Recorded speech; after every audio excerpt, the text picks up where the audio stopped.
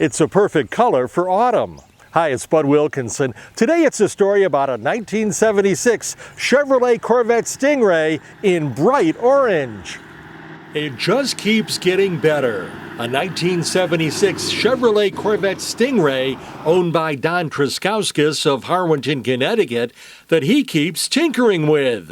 I was down in Florida in 2017 and my brother had called because he knew I was semi-looking for a 76 Corvette. He had a fellow that had this one for sale, so I called, made the deal from Poolside in Florida, and came back from Florida and went with a trailer and picked it up and brought it home. It was white back then with the 4-speed, and we did some upgrades, but it's been a great little car and tons of fun.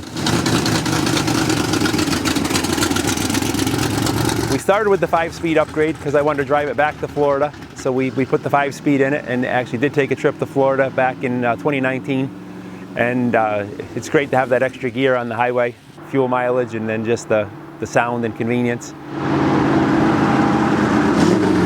After that, we came back, we put the Borgeson front end in it with the new steering box, all new bushings, kept that 5-speed transmission with a new style clutch, also put a different motor in it. I went with a 355 that I had out of an old Circle Track car that was built by the late Pete Lindblom from right here in town.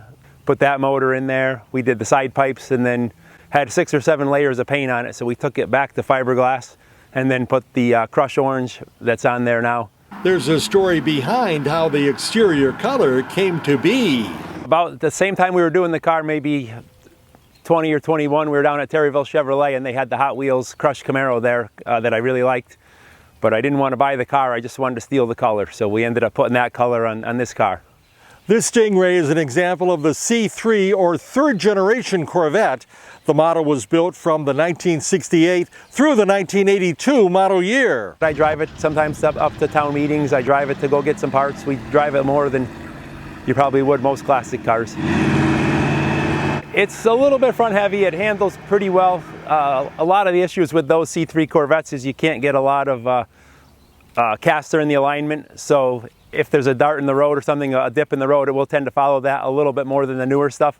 But really with the 5-speed in there, you can cruise down the highway at 75 miles an hour, and you take your hands off the wheel, it tracks straight. It's a good little car for something that's rapidly approaching 50 years old. One noticeable feature on the Stingray are the pop-up headlights. Those actually still are on vacuum. A lot of the ones have been upgraded to electric because folks had issues with the vacuum ones, but those, so far, have been working flawlessly. Truskowskis feels a responsibility to care for and preserve the Corvette. Having one of these cars, or anything that's older, you have to enjoy the tinkering with the little stuff. There's always things you can fix or improve. It's pretty neat to be having something that's coming up on 50 years old. And as I get older, maybe that doesn't seem so old, but I know when I was younger, to have a car that was 50 years old, there weren't too many of them still around. So preserving that history is pretty wild too for me. There's still work to be done though. It needs new window motors and regulators, and perhaps air conditioning. That's Ride Connecticut. I'm Bud Wilkinson, and if you haven't done so yet, please subscribe.